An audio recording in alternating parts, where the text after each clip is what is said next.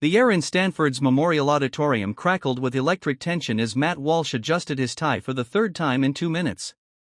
Beads of perspiration dotted his forehead despite the venue's aggressive air conditioning. Before him, nearly 2,000 faces stared expectantly from tiered seating that rose like an amphitheater toward the vaulted ceiling.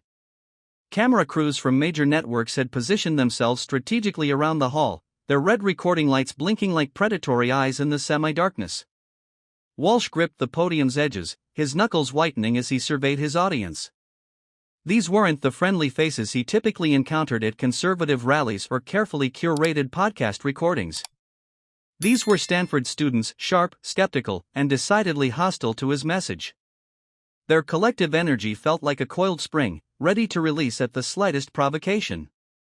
"Ladies and gentlemen," Walsh began, his voice carrying the practiced cadence of someone accustomed to commanding attention, "we gather tonight to discuss the future of American discourse, but I must first address the elephant in the room."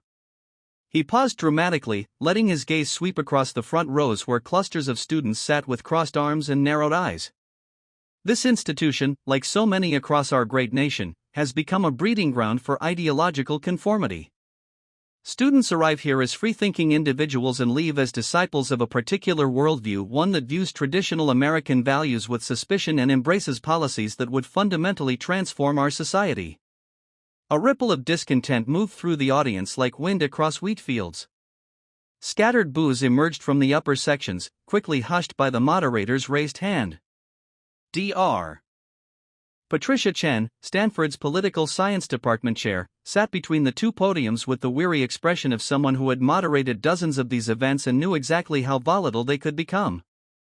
At the opposite podium, Alexandria Ocasio-Cortez remained remarkably still. Her posture was relaxed, almost casual, as she leaned slightly against the lectern with a small notebook open before her. Occasionally, she would jot down a note with unhurried precision, her expression betraying nothing but mild interest. This calm composure seemed to irritate Walsh more than any vocal opposition could have. "The congresswoman sitting across from me," Walsh continued, pointing with theatrical emphasis, "represents everything that concerns me about modern politics. Young, charismatic, armed with social media savvy and soundbites that play well in 30-second clips, but lacking the deep experience necessary to understand the complex consequences of the policies she advocates." The crowd's energy shifted palpably. Students leaned forward in their seats, sensing that Walsh was building toward something bigger. Cell phones emerged, recording devices activated, and even the professors in attendance seemed to tense with anticipation. AOC looked up from her notebook, her expression serene. She caught Walsh's eye and offered the slightest smile, not mocking, but almost appreciative, as if she were genuinely enjoying his performance. This unexpected reaction threw Walsh off his prepared rhythm. "Socialism," he declared, his voice rising with conviction, "has been rebranded for a new generation. It comes wrapped in the language of social justice and environmental consciousness, but its core promises remain the same: government solutions to problems that free markets and individual responsibility could solve more effectively. The Green New Deal, Medicare for all, student debt forgiveness, these aren't policy proposals, they're fantasy novels written by people who have never run a business, never made a payroll, never had to explain to workers why their jobs disappeared because regulations made operations impossible." Walsh's confidence was building now. This was his element, the passionate speech, the broad strokes, the emotional appeal that had made him a conservative media darling. He could feel the rhythm of his own rhetoric, the way his words built upon each other toward an inevitable crescendo. "And the most troubling aspect," he continued, his tone becoming more urgent, "is how these ideas are being sold to young Americans. Students at universities like this one are being told that capitalism is inherently corrupt, that America's founding principles are fundamentally flawed, that the very system that created the prosperity allowing them to attend elite institutions should be dismantled and replaced with something untested and historically disastrous." Dr. Chen glanced at her watch and then at AOC, wondering if the congresswoman would request time to respond. But AOC simply continued taking notes, seemingly content to let Walsh exhaust his opening statement. "The real tragedy," Walsh pressed on, sensing he had the room's attention, "is that these young minds are being robbed of the opportunity to engage with diverse viewpoints. Instead of learning to think critically, they're being taught what to think. Instead of being challenged by competing ideas, they're being insulated from perspectives that might complicate their worldview. A student in the third row audibly scoffed, earning sharp looks from those around him. The tension in the room was becoming almost unbearable, like the moments before a thunderstorm when the atmosphere itself seems to press down with supernatural weight. Walsh made his fatal miscalculation in that moment of building confidence. Congresswoman Ocasio-Cortez represents the perfect example of how inexperienced politicians with attractive slogans and social media followings can deceive young Americans into supporting policies that would devastate the very communities they claim to champion. The words hung in the air for a heartbeat, then AOC looked up from her notebook with what could only be described as delight. "Mr. Walsh," she said, her voice cutting through the sudden silence with crystalline clarity, "thank you for that inadvertent compliment about my slogans being attractive. I do try to make policy accessible." The audience stirred, unsure whether to laugh or gasp. "But since you've raised questions about experience and understanding consequences," she continued, rising slightly from her relaxed position, "perhaps we should examine the substance behind both of our arguments tonight." She opened her notebook fully, revealing pages dense with handwritten notes, charts, and what appeared to be carefully organized talking points.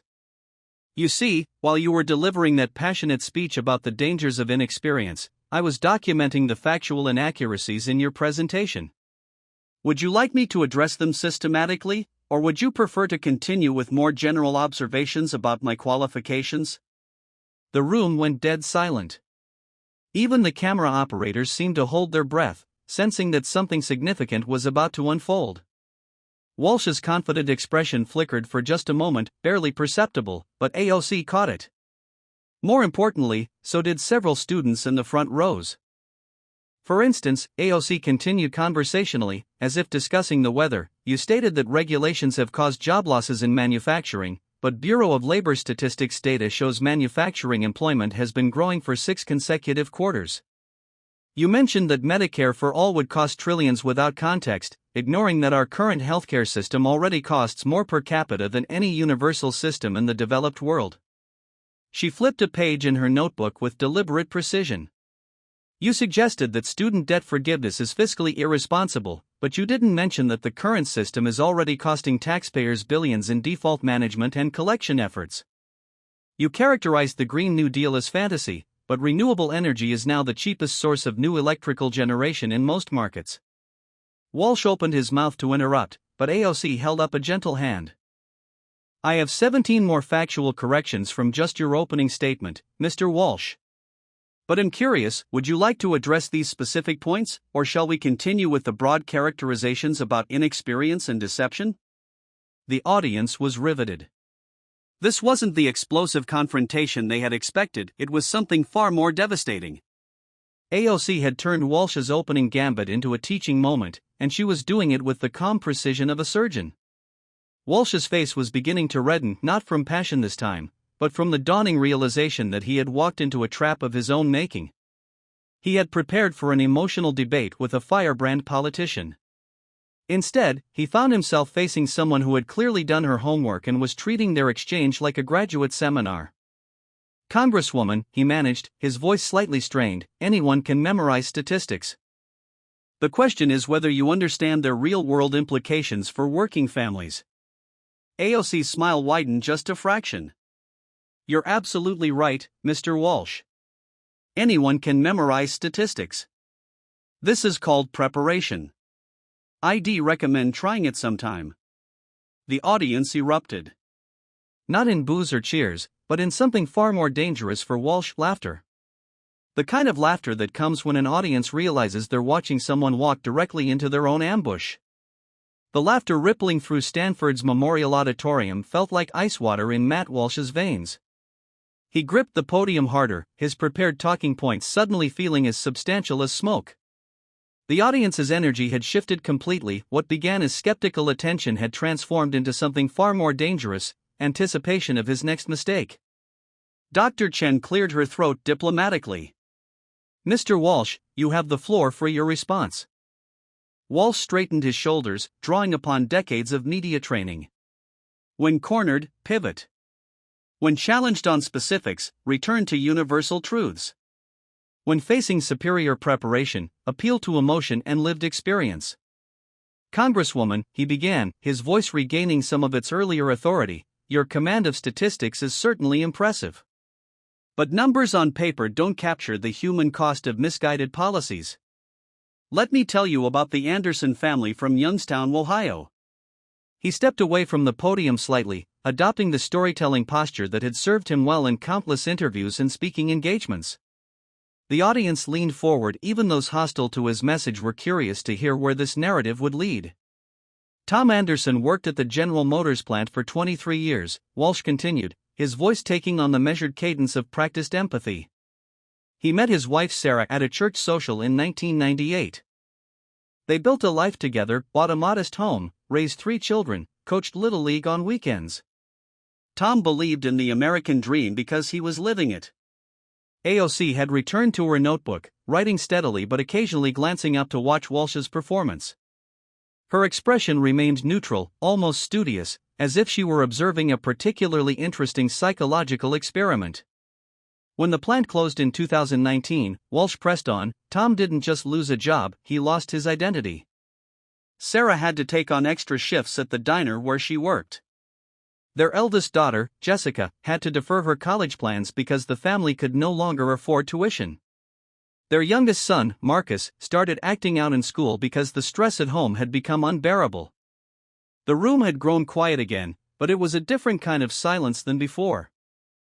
Students who had been snickering at Walsh's earlier discomfort now listened with the uncomfortable attention of people hearing unwelcome truths about economic displacement. The Green New Deal promises clean energy jobs, Walsh continued, but it doesn't promise them in Youngstown. Solar panel manufacturing happens in China. Wind turbine assembly occurs in facilities hundreds of miles from where the Andersons built their lives. Meanwhile, policies championed by progressive politicians accelerate the closure of traditional industries without providing realistic alternatives for families like the Andersons. Walsh was warming to his theme now, feeling the audience's engagement. This was his strength, not policy minutiae, but human storytelling that made abstract concepts personal and immediate. Sarah Anderson called my show last month, he said, his voice dropping to a more intimate register.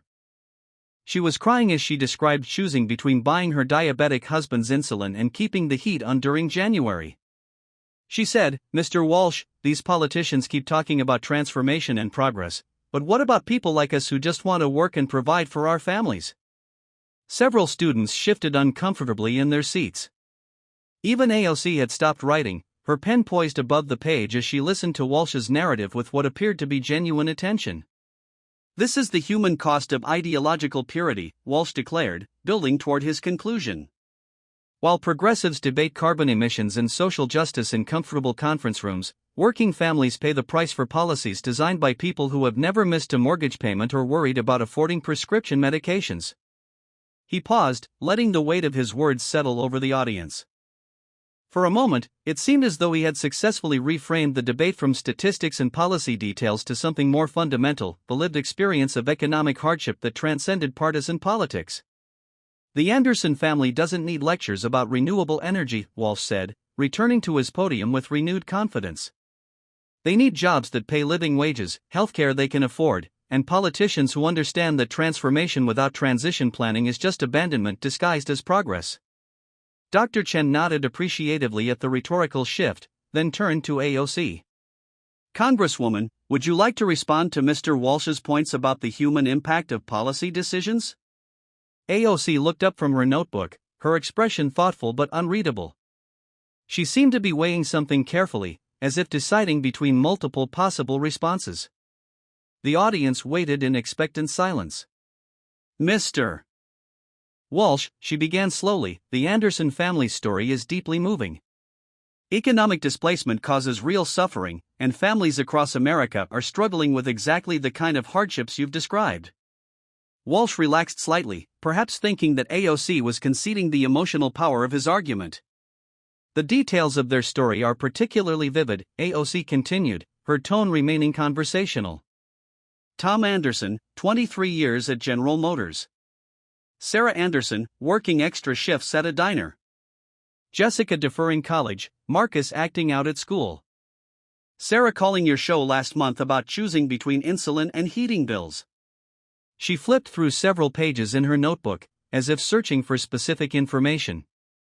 "It's remarkable how clearly you remember all those details," she said, looking up at Walsh with what appeared to be admiration. "The names, the timeline, the specific circumstances. Almost as if you had written them down somewhere." A few students in the front rows exchanged glances, sensing something in AOC's tone that suggested this was leading somewhere significant. "Mr. Walsh," AOC said, her voice taking on a slightly different quality, still calm, but with an edge of precision that hadn't been there before, "the Anderson family you just described appears on page 47 of your 2019 book Fighting for Family Values.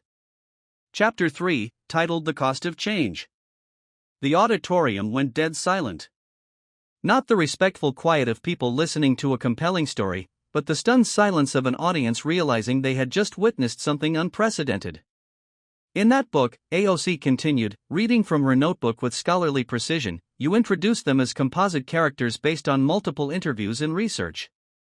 Which means the Anderson family, Tom, Sarah, Jessica, and Marcus, are fictional characters created to illustrate your political arguments." Walsh's face had gone ashen. He opened his mouth to speak, but no words came. "You just presented a fictional family from your own book as if they were real people whose lives had been damaged by policies you oppose," AOC said, her voice remaining remarkably steady despite the gravity of her accusation. "You invented their suffering to win a political argument." The audience erupted. Not in laughter this time, but in gasps of genuine shock. Students looked at each other with expressions of disbelief. Camera operators zoomed in on Walsh's face, capturing his obvious discomfort. Dr. Chen looked as though she wanted to disappear beneath the stage. "Congresswoman, that's not," Walsh stammered, his media training completely abandoning him in the face of this unexpected exposure. "Page 47, Mr. Walsh," AOC repeated gently. "Would you like me to read the exact passage? Tom Anderson represents the thousands of workers whose stories I've heard while traveling across America's industrial heartland. While the specific details of his family's experience are constructed from multiple sources, their struggles reflect the very real challenges facing working families in communities like Youngstown." Walsh's mouth moved soundlessly, like a fish gasping for air. The confident storyteller who had moments before commanded the room's attention had been reduced to speechless confusion. "The phrase constructed from multiple sources is particularly interesting," AOC continued, as if delivering an academic lecture. "It's a creative writing technique. You took elements from various real stories and combined them into a single fictional narrative that would be more emotionally compelling than the complex, messy reality of actual economic policy impacts." Students throughout the auditorium were now openly staring at Walsh, waiting to see how he would respond to being caught fabricating evidence for his political arguments. The silence stretched uncomfortably long. "Mr. Walsh," AOC said finally, her tone almost gentle, "I understand the appeal of storytelling in politics. Human narratives help us connect with abstract policies. But when we present fiction as fact, when we invent suffering to support our arguments, we do a disservice to the real families who are actually struggling with these issues." She closed her notebook with a soft snap that seemed to echo through the silent auditorium. The real Tom and Sarah Andersons of America deserve better than to have their legitimate concerns represented by characters from your imagination. The silence in Stanford's Memorial Auditorium had weight, thick, suffocating, and pregnant with the kind of tension that precedes either explosive confrontation or complete capitulation. Matt Walsh stood frozen at his podium, his face cycling through expressions of shock, anger, and something approaching panic. The fictional Anderson family he had presented as real people hung in the air between him and Alexandria Ocasio-Cortez like a smoking gun that couldn't be explained away. Dr. Chen shifted uncomfortably in her moderator's chair, clearly struggling with how to proceed. In 30 years of academic debates, she had never witnessed such a complete dismantling of a speaker's credibility in real time. The audience seemed to collectively hold its breath, waiting to see if Walsh could somehow recover from what appeared to be a career-ending revelation. Walsh's media training finally kicked in, albeit far too late. When caught in an indefensible position, attack the credibility of your accuser. When facing superior preparation, question their motives. When exposed as dishonest, claim the moral high ground through righteous indignation. "This is exactly what's wrong with modern political discourse," he declared, his voice cracking slightly as he attempted to regain his footing. Instead of engaging with the substance of working families' struggles, the Congresswoman chooses to play gotcha games with sources and citations. A scattered murmur rippled through the audience, not agreement, but the uncomfortable sound of people witnessing someone desperately trying to escape quicksand by grabbing at grass. The stories I tell may be composites, Walsh continued, his confidence building as he found his rhythm, but they represent real experiences of real Americans who are suffering under policies championed by progressive politicians. Whether the Anderson family exists exactly as I described is less important than the fact that millions of families face identical challenges. AOC remained still, watching Walsh's attempted recovery with what appeared to be genuine fascination. She had expected him to deny the fabrication or make excuses. Instead, he was doubling down, arguing that fictional evidence was acceptable if it illustrated larger truths. "You know what I find most telling about this exchange?" Walsh pressed on, his voice taking on the practiced indignation that had made him a conservative media star. "The Congresswoman spent more time fact-checking my anecdotes than she has spent visiting the communities most affected by her policy proposals. She can quote Bureau of Labor statistics, but has she ever stood in an unemployment line? She can cite healthcare cost analyses, but has she ever chosen between medicine and groceries?" The audience's energy shifted slightly. While Walsh's dishonesty about the Anderson family remained indefensible, his broader point about lived experience versus academic knowledge struck a chord with some students who had grown up in working-class families. AOC stood up from her chair. The movement was simple, almost casual, but it commanded immediate attention. She had been sitting throughout the debate, content to respond from a position of relaxed authority.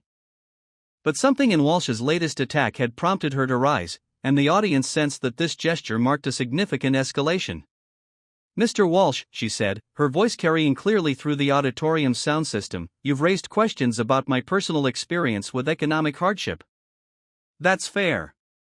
Let me tell you about my background, since you seem curious." Walsh's expression flickered with uncertainty. He had expected her to remain in academic mode, trading policy citations and statistical analyses. A personal response was outside his preparation. "I worked as a bartender at Flat's Fix Taco and Tequila Bar in Union Square," AOC began, her tone conversational but carrying an undercurrent of steel. 12-hour shifts, mostly nights and weekends.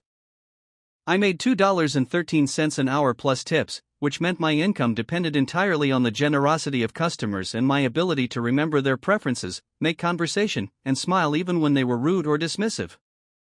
The audience was completely absorbed now. This wasn't the polished political rhetoric they had expected from a congresswoman, this was raw, personal testimony delivered with quiet intensity. "I've absolutely stood in unemployment lines, Mr. Walsh. I've chosen between medicine and groceries more times than I care to remember. I've worked doubles to help my mother avoid foreclosure on our family home. I've lived paycheck to paycheck, wondering if the tips from Saturday night would cover Monday's subway fare to get to my second job." Walsh shifted uncomfortably. His attack on her credentials had backfired spectacularly, opening the door for AOC to establish her working-class authenticity in a way that made his fictional Anderson family seem not just dishonest, but insulting to people who had actually lived through economic hardship. "The difference between us," AOC continued, "isn't that you understand working families better than I do. The difference is that I remember what it feels like to be powerless, and that memory drives me to use whatever power I have now to create opportunities for people who are still in that situation." She paused, letting her words settle over the audience. Students who had been skeptical of her Harvard economics degree and congressional salary were seeing a different side of her political identity, one rooted in personal experience rather than academic theory. "But since you've raised questions about the reliability of sources," AOC said, reaching into her jacket pocket, "let me share something with you that I think you'll find interesting." She withdrew her smartphone and began tapping on the screen. The audience watched in confused silence, unsure what she was preparing. "Mr. Walsh, 3 months ago you gave an interview to the Denver Post about environmental policy. I recorded a brief excerpt because I found your position evolving." Walsh's face went rigid. AOC held up her phone, and her voice joined with a familiar male voice emanating from the auditorium speakers. "Climate change is real, folks. I'm not a denier. The science is clear that human activity is contributing to global temperature increases. But we can't let environmental panic drive us toward economic policies that devastate American communities.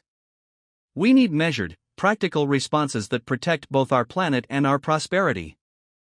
The recording stopped, leaving Walsh's own words hanging in the air like an accusation. The audience stirred, confused by hearing what seemed like a reasonable, moderate position on environmental policy. "That was you, Mr. Walsh," AOC said, putting her phone away. 3 months ago in Denver, acknowledging climate science and calling for practical responses. Walsh's mouth opened, but no sound emerged. He was clearly trying to process how his own moderate statements from a few months earlier could be used against him. "Tonight," AOC continued, "you stood at that podium and declared that climate change is a hoax that every reasonable person should recognize as deceptive. You called environmental policies fantasy novels written by people disconnected from reality."